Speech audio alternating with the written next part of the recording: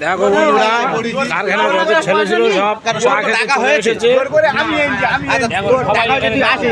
অজুহাত দেখাচ্ছিস কেন? ওর নামে যে ও জোর করে এনেছে। চা খেতে এসেছে, ভালো লাগবে তোমরা।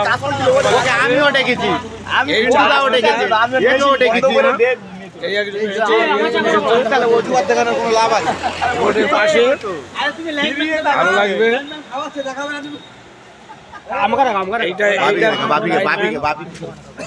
এই একজন রেগে মেগে চলে যাচ্ছে বলে এই দোকানে খাবো না।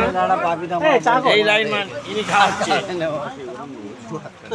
সবাই লাইক কমেন্ট করে দিয়ে দাও, বুঝতে পেরেছো? লাইনম্যানের আমাদের 45 লেগেছে, ঠিক আছে? 5 সময় 45 লেগেছে।